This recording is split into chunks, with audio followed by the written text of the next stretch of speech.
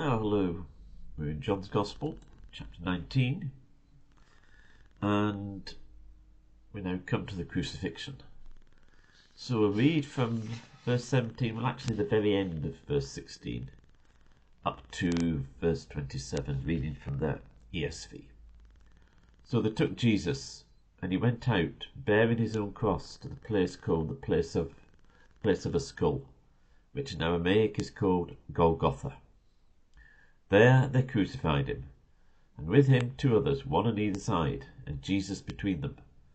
Pilate also wrote an inscription and put it on the cross. It read, "Jesus of Nazareth, King of the Jews." Many of the Jews read this inscription, for the place where Jesus was crucified was near the city, and it was written in Aramaic, in Latin, and in Greek. So the chief priests of the Jews said to Pilate, "Do not write King of the Jews, but write, 'This man said, I am the King of the Jews.'"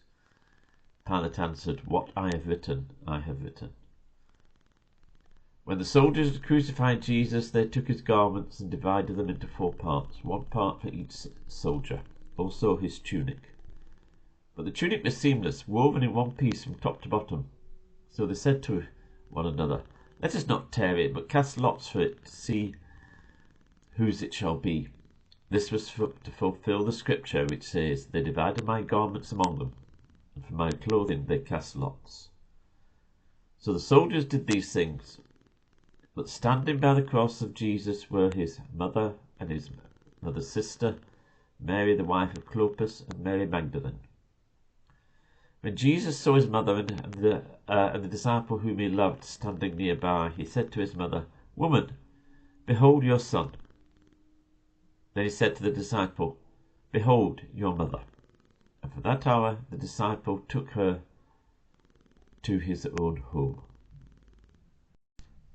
First of all, it's worth noting that John gives perhaps rather fewer details about the crucifixion itself than the synoptic Gospels do. It's also, I think, worth noting that often we hear people talk about the cross today, or the crucifixion, there'll be a lot of emphasis on the physical torture that was part of the cross. You don't get any of that in the Bible. There's no focus on that. It's just perhaps worth bearing in mind that the physical pain of the cross, while it was absolutely severe, and the cross was an incredibly inhumane method of killing people, it was designed to humiliate them and to serve as a warning to others, and a deterrent to others. It's a separation from God the Father, the taking upon himself the wrath of God, which was the most painful part of the whole process as far as Jesus was concerned. John says there was one on each side, as we know. I can't remember which gospel it is now, probably Luke, but that's a guess. One of them said, "Remember me when you come into your kingdom," and the other just mocked. And Pilate here, think of it, one thing that John does focus on here is that Pilate's put up a message or a sign saying, "The King of the Jews," and it was quite common that trying to crucify there would be something up there saying what their crime was, why they were being crucified. The chief priests didn't like this. It said that he claimed to be the King of the Jews.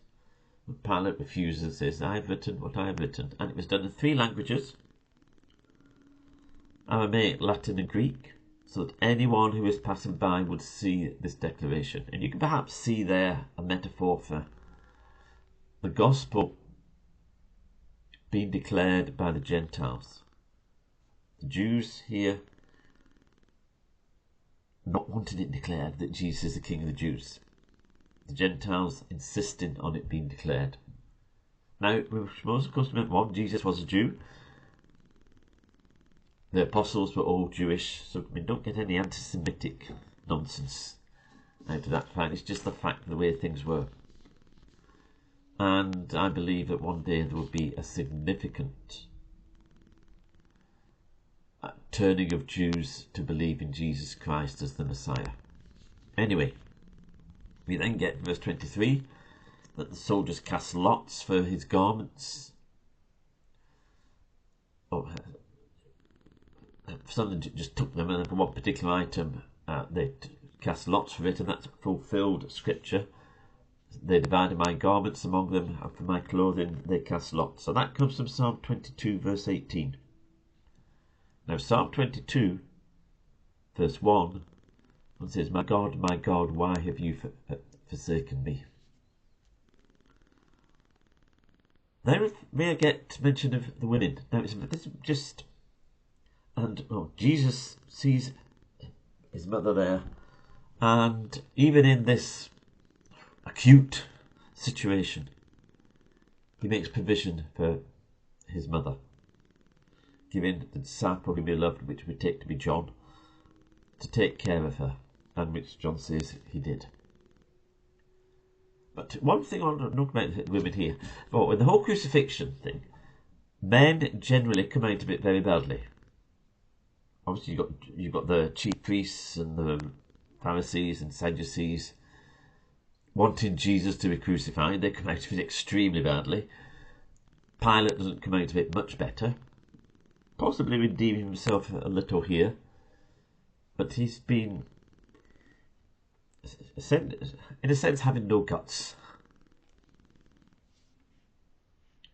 not being prepared to stand by what he knew to be true, i.e. the innocence of Jesus. Judas, of course, he doesn't come out of it too well. Peter doesn't, because he denied Jesus 3 times. And all the apostles, with the possible exception of John, had scattered. And you've got the Roman soldiers casting lots for Jesus, mocking him. Now there is one soldier later on who recognises Jesus as the Son of God. But on the whole, men come out of this very badly. Women come out of it quite well.